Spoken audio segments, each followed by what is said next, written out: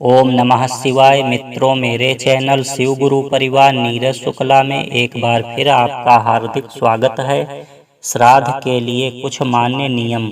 श्राद्ध करने के लिए शास्त्रों में कुछ नियम बताए गए हैं जिन्हें हर व्यक्ति को अवश्य ही पालन करना चाहिए, जो इस प्रकार हैं। भूमि को गाय के गोबर से लीप कर स्वच्छ कर लें, क्योंकि पितृगण स्वच्छ स्थलों, नदी तट और ऐसे स्थानों को अधिक पसंद करते हैं जहां पर मनुष्य का आवागमन कम से कम हो। श्राद्ध के लिए तीर्थ स्थान सबसे सर्वश्रेष्ठ बताए गए हैं।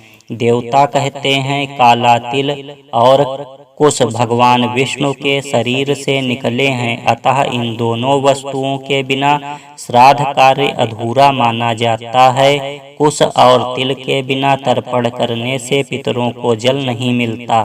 पितरों को तर्पण करते समय कुछ कार्य बाएं अंग से करने चाहिए, इसलिए यज्ञोपवीत बाईं तरफ से दाहिनी तरफ कर लेना चाहिए। यह विधान सिर्फ पितरों के कार्यों में ही मान्य है, देव कार्यों में इसका विधान नहीं है। श्राद्ध हमेशा अपनी भूमि या अपने घर पर करना चाहिए, या फिर किसी तीर्थ, नदी या सागर तट पर भी श्राद्ध कर सकते हैं। श्राद्ध कर्म में श्रद्धा, स्वच्छता, पवित्रता और शुद्धता का विशेष ध्यान रखना परम आवश्यक है। श्राद्ध दिन के मध्याह्न काल में करना चाहिए। श्राद्ध कर्म के दौरान इस मंत्र को पढ़ें। ओम मधुवातारितायते मधुचरन्ति सिंधवः, अर्थात सभी ऋतुएं और वायु मधुमय हो, नदियाँ मधुमया, मधुवाहिनी हो, औषधियाँ मधुफल देने वाली हों, रात्रि भी मधुमय हो, प्रातः काल सुहाना हो, पृथ्वी का कण भी मधुमय बनकर पितरों को तृप्ति प्रदान करे। श्राद्ध कर्म के एक दिन पहले श्राद्धकर्ता विनीत भाव से स्वस्थ मन और पवित्र होकर ब्राह्मणों को निमंत्रित करे।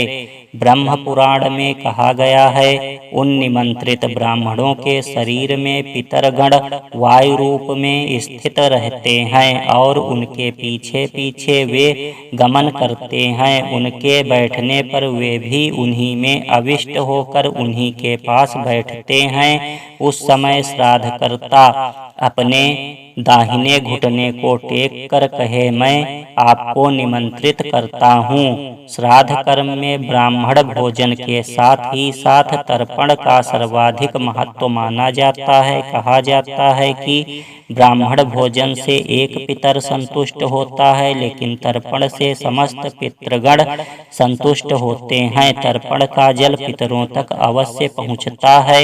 श्राद्ध कर्म के लिए हमेशा दक्षिण की ओर ढलान वाली भूमि खोजनी चाहिए, क्योंकि दक्षिणायन में पितरों का प्रभुत्व होता है।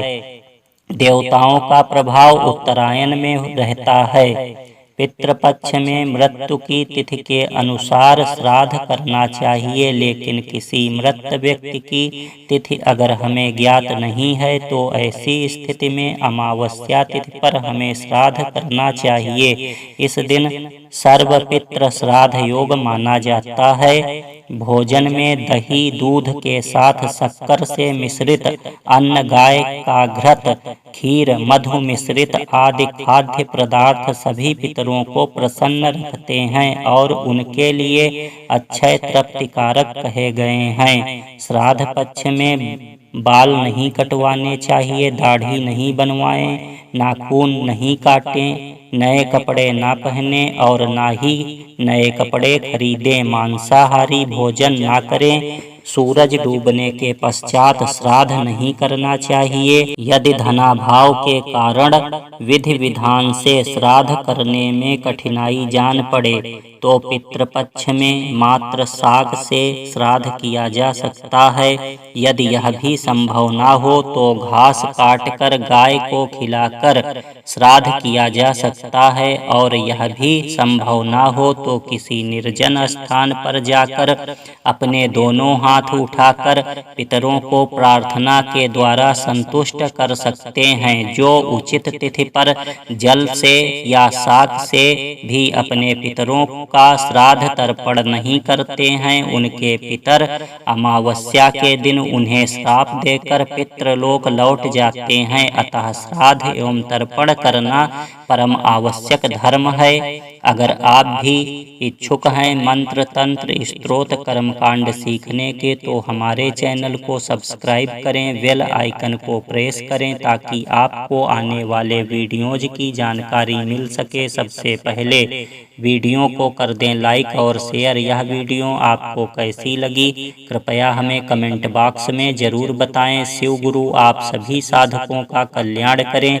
ऐसी ही मंगल कामना आप सभी के लिए।